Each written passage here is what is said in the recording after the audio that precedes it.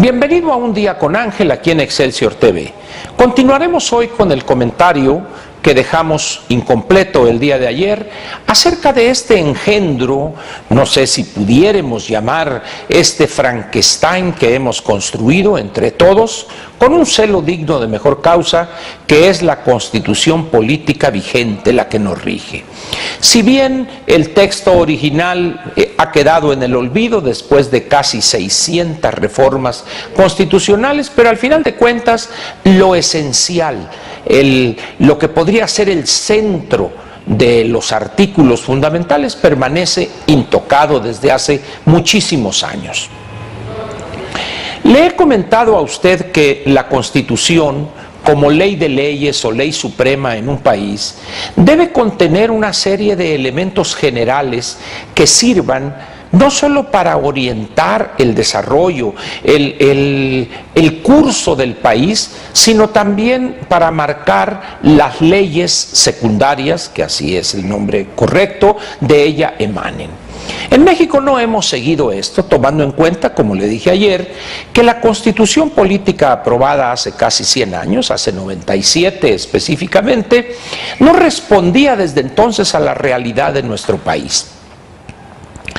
Hay algunos analistas que plantean como un argumento importante para explicar o justificar el texto constitucional que en aquel entonces se firmó y que en muchos se mantiene, que una constitución debe contener elementos aspiracionales, es decir, hacia dónde queremos que el país avance o qué tipo de país queremos que en este caso México sea, o si nos ubicamos en 1917, qué país habríamos querido que México fuera 100 años después.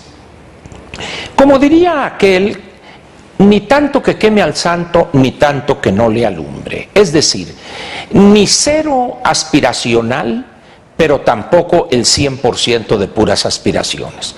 Una constitución debe de ser un documento, si bien con cuestiones generales de hacia qué tipo de país queremos construir apoyados en ese documento, en esa ley suprema, pero también debe haber viabilidad en lo que se puede lograr.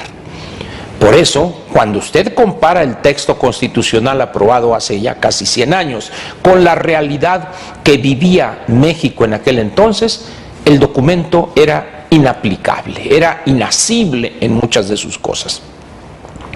Sin embargo, la clase política la ha dejado la Constitución y le ha puesto una cantidad de cosas, derechos y más derechos, los cuales, como también mencionamos ayer, no tienen el menor sustento financiero, programático en el presupuesto, por lo tanto quedan en simple enunciados, en deseos, los cuales ni siquiera son aspiracionales, son ocurrencias en no pocas ocasiones. Hoy le voy a dar a usted los nombres de 3 publicaciones, 3 libros, que le pueden a usted ayudar mucho, primero, para responder esa pregunta de qué es una constitución. Le recomiendo sinceramente que leas un librito muy pequeño, muy viejo. Son 2 conferencias que dio el señor Ferdinand Lassalle en el año de 1862, y esas 2 conferencias, una en abril y otra en noviembre de ese año, conformaron un librito que se llama ¿Qué es una constitución?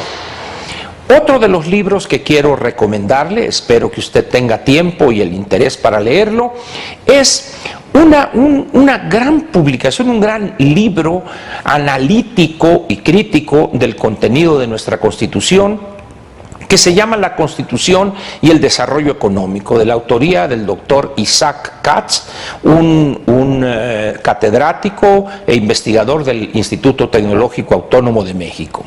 Y el tercero es un libro que todo el mundo que estuviera interesado en qué pasó en México en el siglo XX debe leer este libro.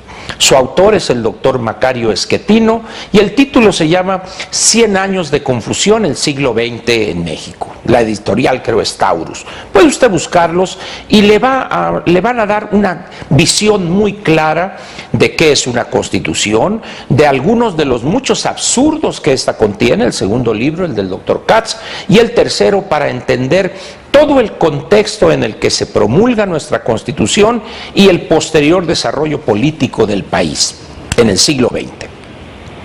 Le voy a dar entonces ahora unos ejemplos de esos absurdos que abundan, saltan ahí en la Constitución. No le voy a hablar ni del artículo 3º, ni el 27 en la parte agraria, ni del 123, porque esos ya son muy conocidos, pero ahí le van algunos. Fíjese usted, el artículo 25 constitucional dice: corresponde al Estado la rectoría del desarrollo nacional para garantizar que éste sea integral y sustentable, que fortalezca la soberanía de la nación y su régimen democrático, y que mediante la competitividad, el fomento del crecimiento económico y el empleo, etcétera, etcétera, etcétera.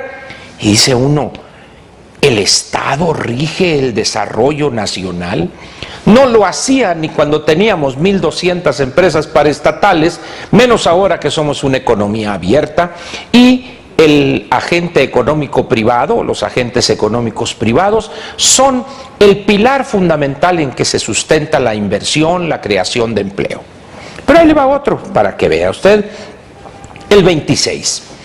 El Estado organizará un sistema de planeación democrática del desarrollo nacional que imprima solidez, dinamismo, competitividad, permanencia y equidad al crecimiento de la economía para la independencia y la democratización política, social y cultural de la nación. Así dice, ¿eh? No crea usted que estoy inventando esta larga frase demagógica y absurda. Pero así dice, ese es el primer párrafo del artículo 26. Y esto se debe al impulso, estímulo y visión que tenía el ya afinado presidente Miguel de la Madrid. Carlos Salinas, secretario de Planeación y Presupuesto en aquel entonces, le hace caso, se hace eco de esta baratija teórica porque quería ser presidente de la República y lo logró. En fin, ahí está. Ya bueno, ya ni la Unión Soviética está entre nosotros y es un país que se extinguió, donde surgió esto de la planificación económica. Pero en fin, nadie se ha atrevido a cambiar completamente la redacción de este absurdo que es el artículo 26. En el artículo 27, repito, no tocaré las partes que ya he comentado con usted, sino una cosa muy curiosa de la fracción 15ª, que dice: en los Estados Unidos mexicanos quedan prohibidos los latifundios, pero no nos dice qué es un latifundio. ¿Qué será un latifundio? ¿Una cosa muy grandota en el campo mexicano? ¿O una cosa muy chiquita pero muy ineficiente? Dice uno, bueno, que alguien no se ha preocupado por esto. No, les vale. Esa es la verdad. Pero ahora viene otro que es un encanto esto. El artículo 28. En los Estados Unidos mexicanos, porque ese es el nombre oficial de nuestro país, quedan prohibidos los monopolios. Y no falta por ahí el ingenuo que pregunte, ¿y Pemex y CFE? Bueno, esos son monopolios, pero no son monopolios. Es decir, ¿por qué no se corrigen estas cosas, estos absurdos económicos como este que estoy leyendo, el de en los Estados Unidos mexicanos quedan prohibidos los monopolios? Porque, repito, a la clase política le vale esto. Ya está ahí y ahí que se quede. Podría yo seguir indefinidamente dándole a usted absurdos mil. Por ejemplo, hay otro donde se habla de que es facultad exclusiva del Estado mexicano generar energía eléctrica. O sea que si usted se le ocurre ir a alguna ferretería aquí en las calles de Victoria o por ahí a comprar una plantita de esas que tiene usted una casa de campo, o va a irse a 15, 30 días, un mes allá al campo donde no hay energía eléctrica y se lleva su plantita, le echa ahí gasolina y la prende y genera energía eléctrica, está usted violando la Constitución. Alguna vez, cuando era senador, el señor licenciado y doctor Juan José Rodríguez Prats, derrotado, no me acuerdo si fue el 2008, derrotado ya, o creo que fue antes, en el intento aquel de la reforma energética, reforma eléctrica del doctor Zedillo, cuando era presidente, les dijo, está bien, pues ya me derrotaron, pero por favor, corrijan esa redacción, ni lo pelaron. Es decir, este documento, con una redacción aparte de farragosa errada en no pocos de sus artículos, ni siquiera les preocupa a nuestros legisladores corregir los errores de redacción. Les vale. En esas condiciones, ¿usted cree que este documento va en verdad a ser útil para construir un país moderno, donde el avance, la modernidad, la creación de empleos rija? No. Este es un documento que no tiene aplicación práctica. Es más, ni siquiera sabemos ya si guarda relación alguna el vigente con sus casi 600 reformas constitucionales, con lo que fue la idea que tenía aquel grupo de ilusos juveniles de los constituyentes, aun cuando algunos tenían ya algunos años acumulados. Al final de cuentas, ¿qué nos queda? ¿Qué podemos decir de nuestra Constitución vigente? Lo primero que debe aclararse es que esta Constitución no cumple con el papel fundamental de un documento de ese tenor. Ley de leyes, ley suprema. No, nuestra Constitución no es el documento en el cual podamos basarnos para construir la modernidad de este país, para construir un mejor futuro. ¿Y por qué? Porque el principal obstáculo para hacerlo es precisamente el texto constitucional, el cual muchos defienden evidentemente, López, Cárdenas y los que les hacen coro, porque a ellos sí les va bien. Ellos no necesitan de que la Constitución cambie, de que se abra el sector energía. Esos son millonarios ya. Cárdenas, vea usted dónde vive, cómo vive, su familia entera. Departamento de lujo en España, aquí en Polanco, riquezas.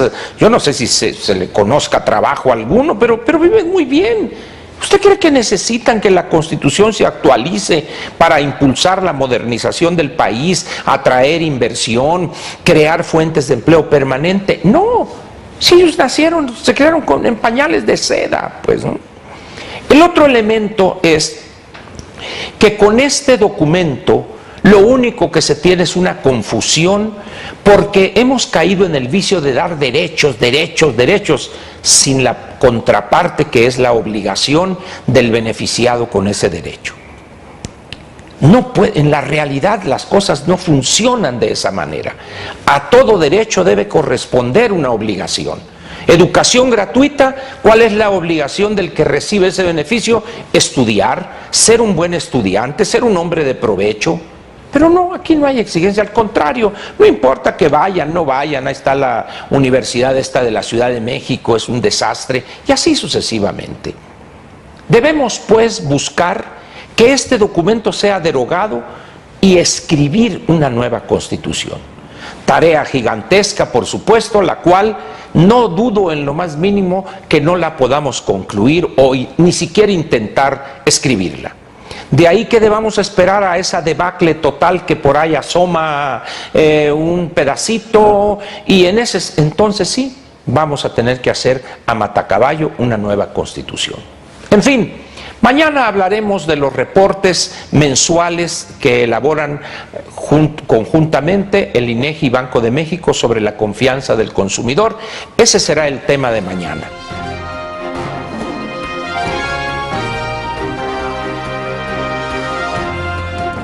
A seguir cuestionando la información con los siguientes videos.